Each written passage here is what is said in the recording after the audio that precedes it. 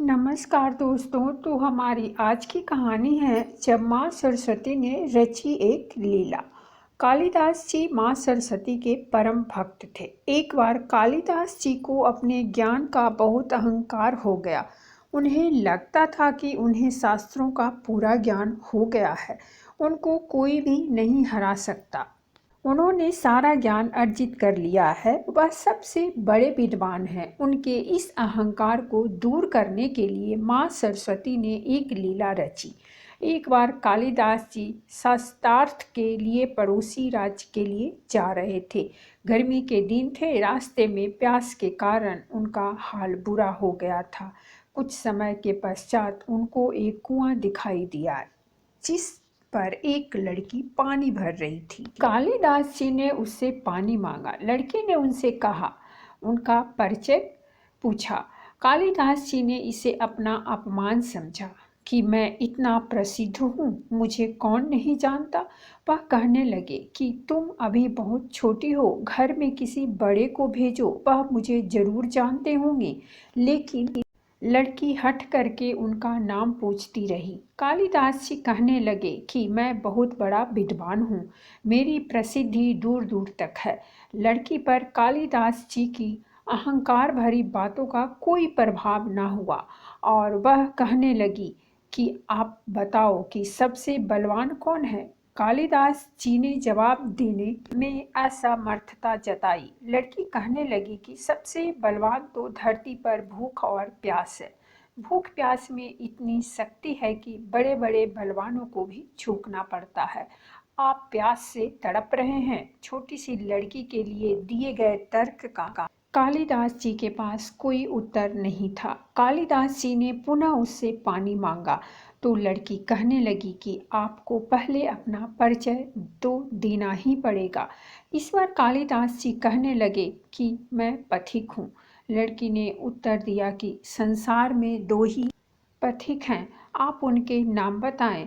कालिदास ने असमर्थता जताई। लड़की बोली कि पथिक वो होता है जो बिना रुके बिना थके अपनी मंजिल तक पहुंचता है।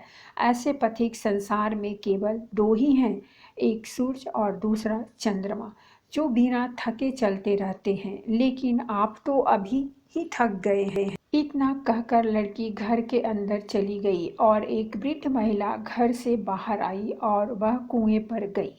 कालिदास जी ने उससे पानी मांगा तो उन्होंने भी कालिदास जी से उनका परिचय पूछा। कालिदास जी ने कहा कि मैं मेहमान हूँ। वृद्ध महिला कहने लगी कि मेहमान तो संसार में दो ही हैं, एक धन और दूसरा यौवन। कब चला जाए पता नहीं चलता।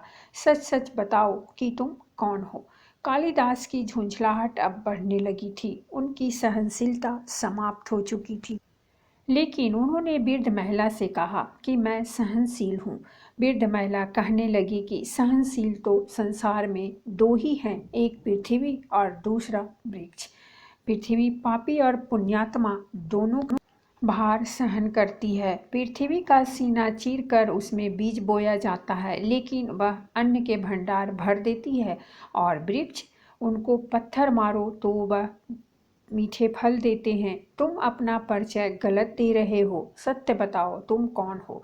कालिदास जी का प्यास के मारे बुरा हाल था। वह जी कहने लगे कि मैं हठी हूँ। महिला ने उत्तर दिया कि हठी तो संसार में दो ही हैं, एक नख और दूसरे केस। इनको जितना भी काटो फिर बढ़ जाते हैं। अपना सही परिचय दो, फिर पानी पिलाऊंगी। इस बार कालिदास जी कहने लगे कि मैं मूर्ख हूँ। महिला ने कहा कि मूर्ख तो संसार में केवल दो ही हैं। पहला राजा जो बिना योग्यता के भी सब पर शासन करता है, दूसरा दरबारी जो राजा की दया दृष्टि पाने के लिए उसकी गलत बात की भी सराहना करते हैं। कालिदास जी के लिए सभी उत्तर अकाट्य थे। कालिदास जी अब कुछ बोलने की हालत में नहीं थे। वह वृद्ध महिला के चरणों में गिड़गिड़ाने लगे और उनसे पानी मांगा तो वृद्ध महिला कहने लगी कि पुत्र उठो। जब कालिदास जी ने उठकर ऊपर देखा तो वहाँ माँ सरस्वती खड़ी थीं। माँ सरस्वती कहने लगी कि पुत्र तुमको अपने ज्ञान और मान प्रतिष्ठा पर बहुत घमंड हो गया था। शिक्षा से ज्ञान प्राप्त होता है, न कि अहंकार से।